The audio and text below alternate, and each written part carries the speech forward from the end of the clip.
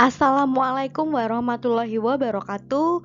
Hai semuanya, bertemu lagi dengan saya Miss Alvira pada mata pelajaran Bahasa Indonesia semester genap untuk kelas 3.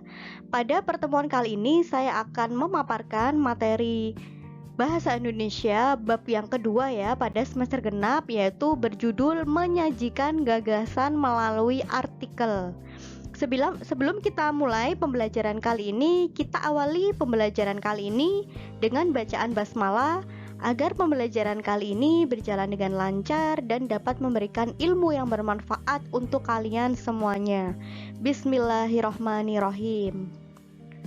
Agar kalian memahami materi ini, simak dan tonton video ini sampai akhir ya.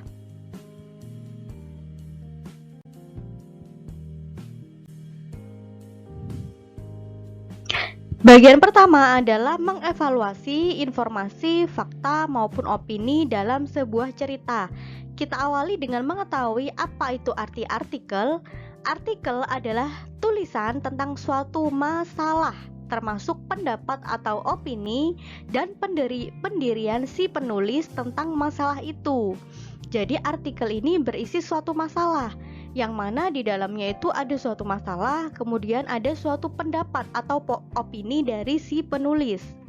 Artikel ini bertujuan untuk meyakinkan, mendidik, atau menghibur si pembaca.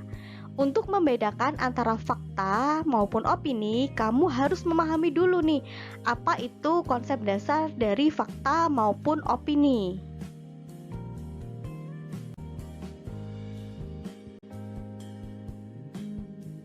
Apa itu fakta dan apa itu opini? Jadi kalian harus bisa memahami dan membedakan apa itu fakta dan opini. Fakta adalah kenyataan atau peristiwa yang benar-benar terjadi atau nyata, yaitu dinamakan dengan fakta. Fakta biasanya dapat menjawab pertanyaan apa, siapa, kapan, di mana, atau berapa.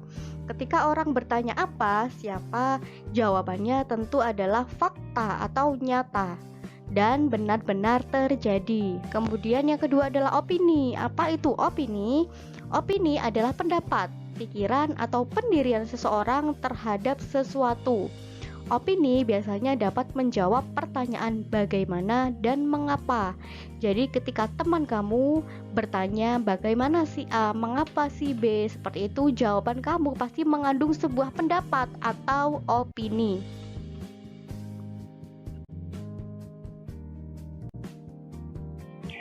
Kemudian kita coba untuk menemukan informasi dalam artikel ya. Kita temukan pada teks artikel berikut ini, kita temukan mana fakta dan mana opininya. Kita baca dulu nih tentang artikel tentang junk food. Junk food adalah jenis makanan instan atau cepat saji. Nah, ketika kita menemukan informasi, oh junk food itu adalah jenis makanan instan atau makanan cepat saji, ini dinamakan dengan teks fakta karena memang nyata junk food itu adalah jenis makanan instan atau makanan cepat saji. Jadi di sini saya tandai bahwa ini adalah kalimat fakta atau real dan benar-benar terjadi ya.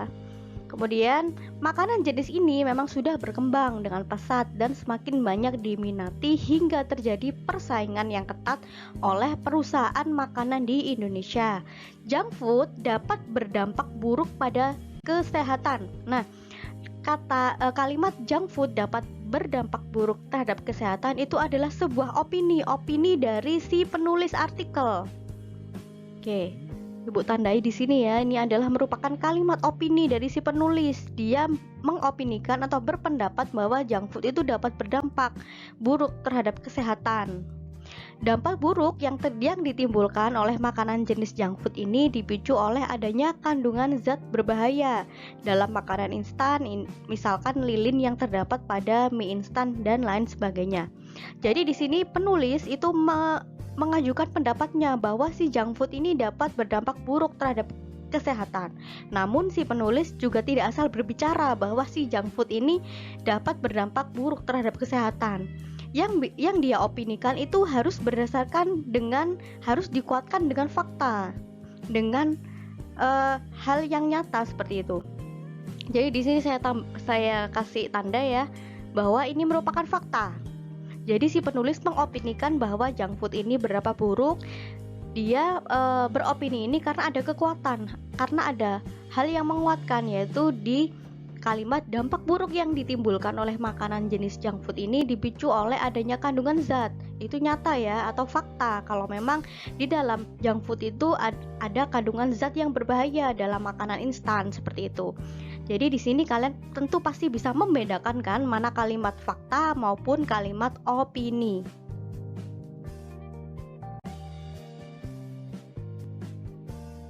Poin B adalah menyusun opini dalam bentuk artikel. Yang pertama adalah mengungkapkan opini dalam bentuk kalimat yang benar.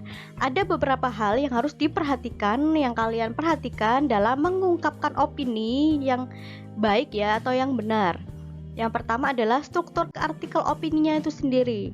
Artikel akan diawali dengan pernyataan pendapat atau tesis, kalimat tesis, atau topik yang akan kamu kemukakan. Yang kedua adalah adanya argumentasi atau pendapat ya, argumentasi kamu. Bagian terpenting dalam artikel opini itu adalah sebuah pendapat atau argumentasi. Argumentasi yang kalian kemukakan ini harus kuat. Seperti tadi ya, contoh dari kalimat yang sebelumnya, di slide sebelumnya itu si penulis berargumen dia bahwa si junk food ini berdampak buruk pada kesehatan. Kemudian dia argumentasi yang dia ungkapkan itu harus kuat, jadi harus ada bukti nyata yang menguatkan argumennya. Contoh tadi kan yang menguatkan kan dampak buruk itu terdapat kandungan zat yang berbahaya seperti itu. Itu adalah argumen yang menguatkan argumen si penulis. Artinya argumentasi ini harus didukung dengan data aktual ya, karena artikel opini pada umumnya itu bersifat aktual yang berisi analisis seperti subjektif. Opini pada umumnya bersifat aktual yang berisi analisis subjektif terhadap suatu permasalahan. Jadi argumentasi kamu harus didasarkan, didukung dengan data aktual. Selanjutnya adalah penggunaan bahasanya. Bahasa dalam artikel ini bersifat ilmiah populer, berbeda dengan bahasa ilmiah yang pada umumnya.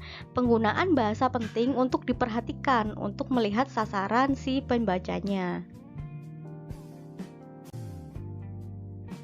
Selanjutnya adalah menyusun opini dalam bentuk paragraf. Dalam membaca bentuk tulisan diperlukan daya kritis. Apakah tulisan itu berupa fakta atau opini? Berikut adalah penanda-penanda opini dalam suatu paragraf. Yang pertama adalah menggunakan kutipan kata-kata seseorang. Biasanya menggunakan kutipan kata-kata seseorang.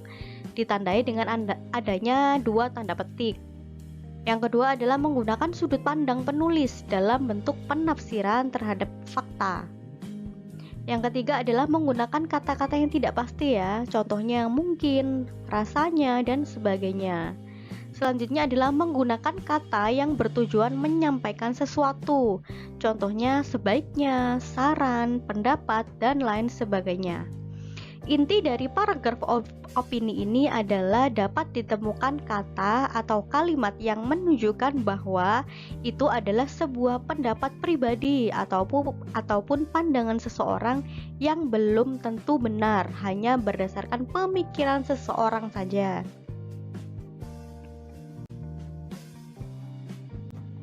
Setelah pada opini, sekarang adalah pada fakta. Fakta adalah suatu informasi yang bersifat nyata atau benar-benar terjadi. Fakta disertai dengan bukti-bukti yang mendukung kebenarannya. Oleh karena itu, fakta ini lebih sering sulit dibantah oleh opini seseorang.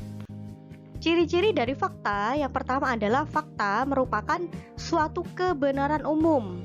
Kemudian, fakta menyertakan bukti berupa data-data yang akurat.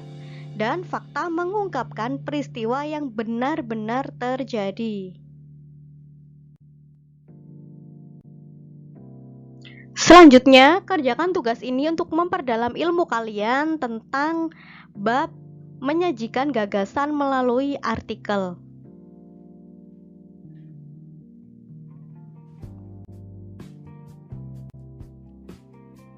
Nah, itu dia materi yang bisa saya sampaikan terkait menyajikan gagasan melalui artikel.